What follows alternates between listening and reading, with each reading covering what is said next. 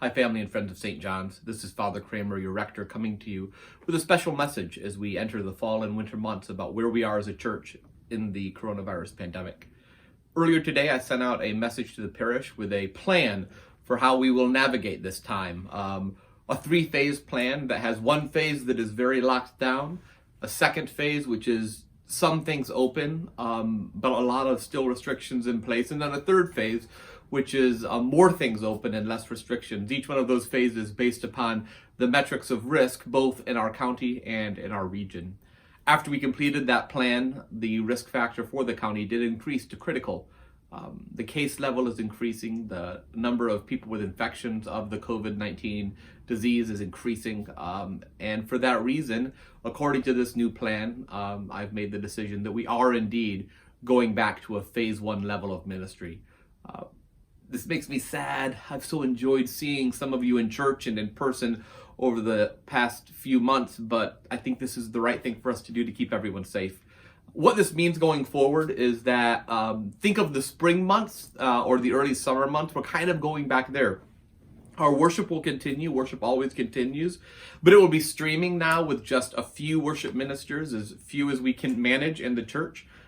Most weeks it will be just liturgy of the word, which is basically the service of Holy Eucharist, but ending after the sermon and the prayers. The first Sunday of every month, though, will be a continuation of Holy Communion, because this is, of course, Christ's commandment to us to continually offer this in remembrance of him. And so we'll do that once a month so that we can fulfill that commandment, so that we can participate in all of the things communion gives us, the offering of ourselves to God, that being joined to Christ's offering on the cross, but also so that I can continue to offer communion to you through communion visits, whether that's outside of the church or outside of your own home or in the garage of your home, if you're feeling desirous of the sacrament. There's a lot of stuff in that plan. There's also a lot of stuff in the special message I sent out, so I encourage you to please take a look at all of that. It's really important for us as a church to discern the body in this time. And the fact of the matter is that significant portions of the body of Christ are in danger and are at risk. And so no matter where you are in all of the debates and divides that we have as a society right now, we need to come together as a church. We need to come together to protect the most vulnerable. We need to come together to ensure that we don't allow this disease to run rampant through our community. And we need to do what we can do as a church to bring this risk level down so that we can come back together again. Know that I'm here for you, that I pray for you regularly. I'm not able to see many of you in person because I'm trying to reserve pastoral calls for those who are really, really in difficult times. But if you're needing some time with me or some time to talk, whether on Zoom or outside, please don't hesitate to reach out. I'm only a phone call away or a quick Zoom room away.